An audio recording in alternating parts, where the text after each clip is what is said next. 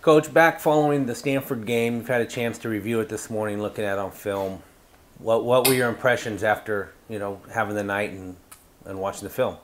Well, I think the first thing is we played a great football team, and I thought we did some really good things in the first half, and particularly on defense, we did we tackled well, and we defended the pass fairly well, and we forced a turnover, and offensively it was our worst game in terms of executing. Whether we made some mental mistakes on assignments or physical mistakes, we just didn't execute very well, and really it wasn't one position; it was all of them, and that was disappointing. We got to be a heck of a lot better than that. Now, a lot of that credit goes to Stanford, forcing some poor execution at times, but that was really the defining part of the whole football game, is that we just couldn't get on track on offense. Did they do anything that surprised you, that took you off guard on either side of the ball that they hadn't shown this year? They did a little bit on both sides, but on their defense, they blitzed us a lot, way more than they had ever shown. We just weren't quite ready for that. We didn't execute it and do the things we needed to do against it good enough. We work on blitz, but how they did it was a little bit different than what we'd prepared for. But still, there's that. But at the same time, we need to again execute a heck of a lot better. Big question on everyone's mind going into the game: Jeff Toole, Marshall Lovestall. Jeff got the start.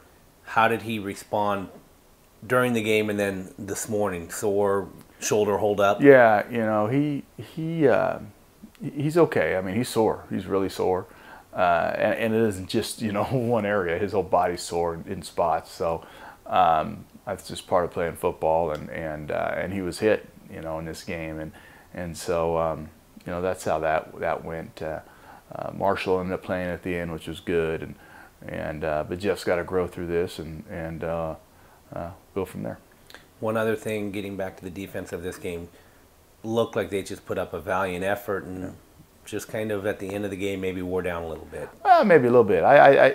What happened was late in the game they hit some pass plays on us, and which is typical Stanford. They're going to run the ball, and you may stop them a couple times, I guess, and they're going to pop some runs. But once you get really sniffing up there trying to stop the run, they're going to play action you, and the quarterback's so accurate that he's going to hit you.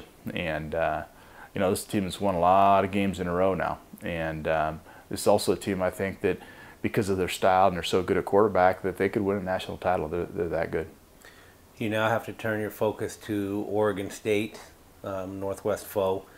Had a chance to see much of them yet? Very little, but we've watched a little bit, and they had some injuries early in the year, and some of those guys are back, and so I think that's helping them out right now. Their non-conference schedule this year was tough, so they've had a tough road on their schedule, but they're very capable. They've got some very talented kids in certain positions, and so it's going to be a tough game for us, obviously, but.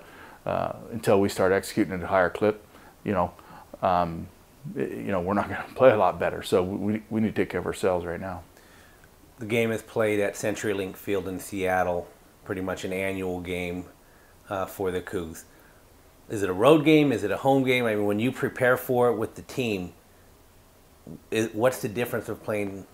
It's a home game, but what are the differences for playing in Seattle? Well, physically it's a road game. Obviously we pack up and go and travel and like anything. But I think that what can make it right is having the crowd be in our favor and make it a home game feel for us, which is the most important part. And so the crowd again is critical. We need them to be a big part of this game for us and really put some pressure on their opposing team. And we need all Cougars in that stadium. Let's jump back to the Stanford game and talk about the crowd there real quick. Almost 31,000 people in Martin Stadium, largest crowd in almost 3 years. Did you kind of feed off that early on? Yeah, no question. Yeah, it was great. I mean, our students were awesome. Our fans were great. It makes a heck of a lot of a fun environment for our players.